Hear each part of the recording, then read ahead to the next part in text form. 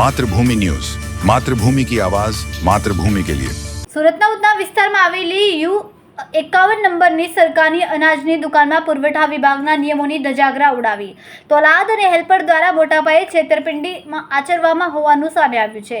પુરવઠા વિભાગે દુકાન પર દરોડા પાડીને 7.24 લાખની ગેરરીતિ પકડી પાડી હતી। આ મામલે પુરવઠા વિભાગે દુકાનના સંચાલક અલ્પેશ મનહર સોની અને તોલાદ સુનિલ શ્યામલાલ સુયલ વિરુદ્ધ પાડેસરા પોલીસ સ્ટેશનમાં છેતરપિંડીની ફરિયાદ નોંધાવી છે।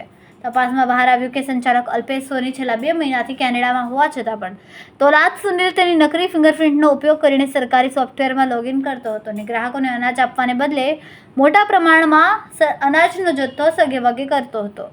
સરકારી અનાજની દુકાનમાં 7.24 લાખની છેતરપિંડી ઉધના ગાયત્રી સોસાયટી સ્થિત અમર રત્ન એપાર્ટમેન્ટમાં રહેતા અલ્પેશ સોનીએ પુરવઠા વિભાગમાંથી સરકારી અનાજની દુકાનનો પરવાનો મેળવીને U51 નંબર દુકાન ચલાવતા હતા।